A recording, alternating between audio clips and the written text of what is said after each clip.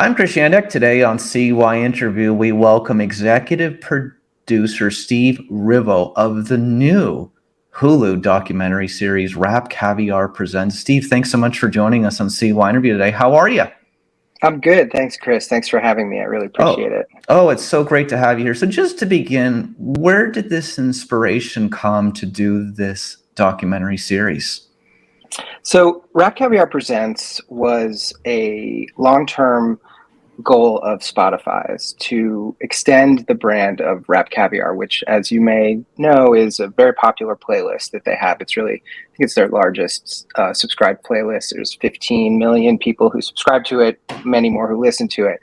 And, Spotify as a company has been branching out beyond just a streaming service into making podcasts, making content, short films, stuff like that. So this idea was to take the power of the RapCaviar playlist, which already has a lot of eyeballs on it and a lot of people who are getting their, new rap music from the playlist, to sort of take the editorial voice of Spotify, which they do actually have, and move it into long-form television and long-form journalism. So Spotify really initiated the project a number of years ago before I got involved, and began working with IPC, which is a production company based in LA, to develop the playlist basically into a television series idea, documentary television.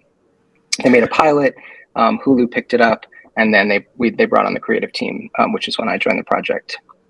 So speaking of RapCaviar Presents, there are multiple episodes. You cover the men's side of hip hop, the women's side of hip hop, but I think I just want to focus on, I think in the two episodes that center around the City Girls and the other one, Coi Leray, I think you do a really good job at really educating the general public about the state of women in hip hop. You did a really in-depth thing. So tell me about looking back on that. I think it just was very well put together, and I think anybody who doesn't know anything about women in hip hop would know everything they would need to know at this given moment. I think it was biographic and well done. Well, thanks. I really appreciate that. And I have to immediately shout out our team of amazing directors and producers and editors who we assembled to put those episodes together. Mostly women, all very, very steeped in hip hop, super talented filmmakers, all. The idea, it was clear. Carl Cherry, who's the head of urban music at Spotify and really was sort of the prime creative force behind the development of this show.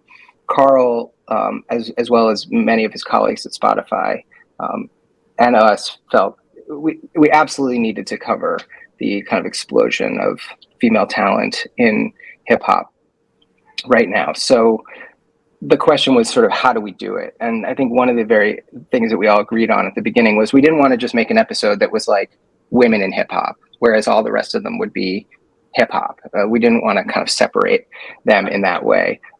So we were basically looking at different artists who we wanted to profile. The whole idea of the series is, as you probably know from watching it, is that each episode is focused on a particular artist, and then but it's not really just a portrait of that artist. It's about refracting an important issue in society through the story of that artist. So the idea was to find artists whose stories would be relevant to issues that were happening today. Female empowerment, women talking about sex, body issues. Those are obviously huge issues for everybody in society and culture, but particularly at this moment in hip hop. So after much kind of development, and we went out and also tried to get access to a number of different artists, some of whom, were not able to do the show. We were very happy to be able to work directly with City Girls and with Coi Leray on their episodes. But as you also see in those episodes, we had interviews with some of the biggest female artists working right now: Megan Thee Stallion, Cardi B, Sweetie, Doja Cat were interviewed for the pilot, and then we were able to use those interviews in the episode that we focused on. Yeah, I mean, you have the top hitters in female hip hop literally in both of these episodes for the most part. So, moving forward on that, after looking at that, was there anything, before I ask you about Tyler, the creator, was there anything that you were most surprised about when you guys were putting these 6 episodes together? Was there a big takeaway from all of this? I mean, I think the biggest takeaway for me, and I think for some of us, was just the power that the and the reach of these artists.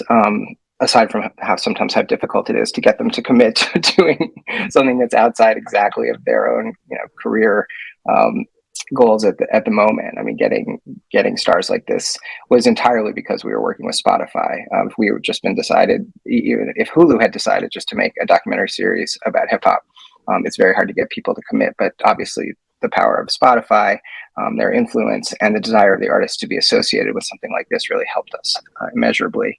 But I think really just the power and the reach. I mean, I haven't worked on anything recently that has engendered as much interest, particularly among young people, that was in the pipeline. Like, oh, what are you working on? It's like, oh, I'm doing this thing on contemporary hip hop. Oh my God, who are some of the artists? I would start to list who we were working with, and immediately people were just absolutely thrilled and excited and wanted to watch it. And I think that also connects to one of the things that we really tried to focus on in the series, which was to go deep in the storytelling, because so much of hip hop culture today is so much of culture today, and the way that the media covers it is just sort of clickbait. It's just like, oh, there's a gossip item, there's people who are dating, there are people who are breaking up, there's some sort of a conflict between people, and so it's just kind of a very short news cycle where people are driven by this desire for clicks.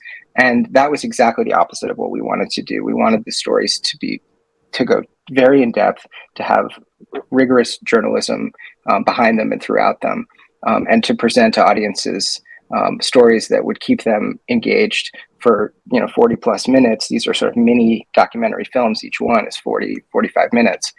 So you have to sit down, you have to watch it, and you have to be drawn in, and you really get at the end of it a sense that there's something really interesting that's happening, that's changing, that this artist is impacting in our culture. So that was all part of what we were surprised about, was the power that the artists and their stories would unleash through the storytelling. So we were happy that all worked out.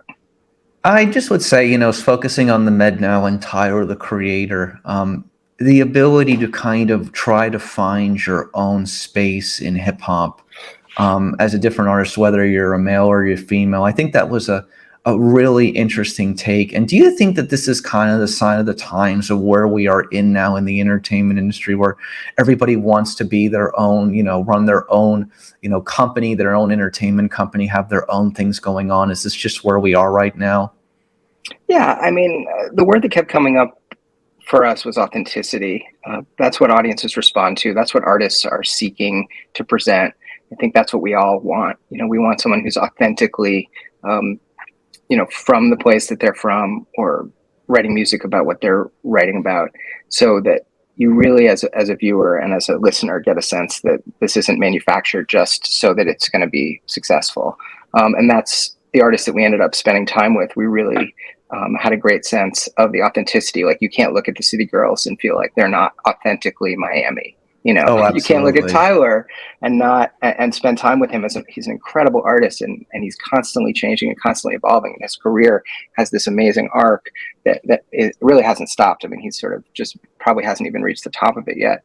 That this guy is authentically an artist who has something, deeply important that he wants to say and communicate to his fans. So, I think that was really important for us too. So a few last things. I have to ask you, of course, about Anthony Bourdain, Parts Unknown. Watching that film, I was actually on a flight on the way to Mauritius, the small country in the Indian Ocean, if you can believe it, watching that on a very long flight. And you know what I took away from it as I was watching it? Do you think, looking back on that experience, that his biggest struggle in life was just trying to find the purpose inside him that made him happy? Obviously, there were challenges in his life, but do you think it was just the desire to find that purpose that just made him feel good every day waking up? Because that's what I just feel like I took away from it. Well, I mean, I guess you're referring to the fact that I worked on that show, and so I had Yeah, a little bit of interaction with Tony and the crew. yeah. I was lucky enough to come on as a director in the final season. Sadly, it was the last season, so Mhm. I didn't have a tremendous amount of time with him. But I was working with that team for a long time before I got onto the show. So I sort of knew that the evolution. I think people ask about Bourdain all the time. Ask me about Bourdain.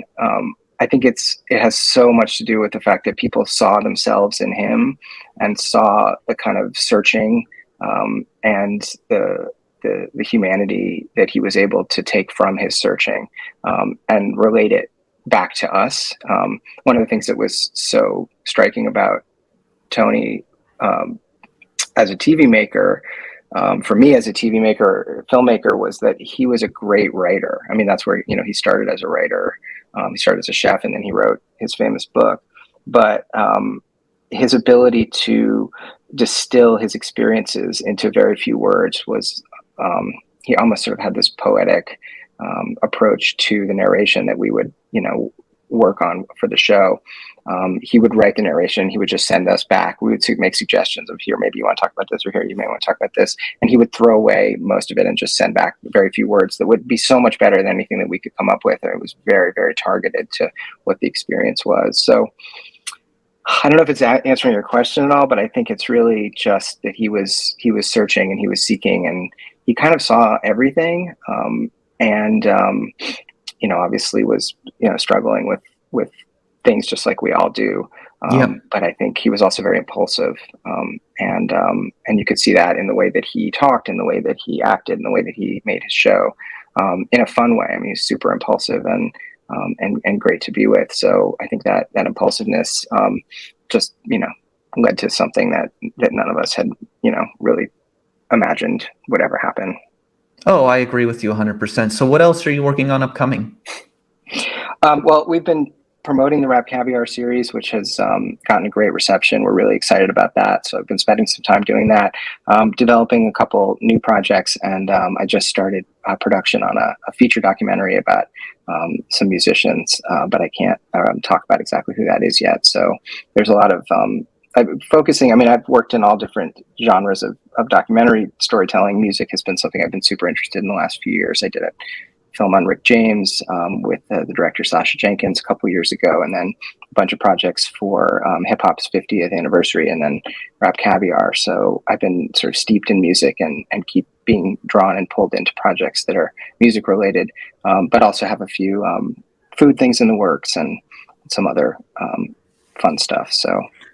Well, hopefully we can talk about that project when that project comes out and have you back on CYInterview at that point. But in the meantime, RapCaviar Presents is on Hulu now. You can see all of the episodes on the streaming platform. Steve Rivo, thank you so much for joining us today on CYInterview. Awesome. Thank you, Chris. Really appreciate it. Thank you for watching today's CYInterview segment from Las Vegas. Please hit the like button and please hit the subscribe button to be updated on all future CYInterview content from Las Vegas and beyond.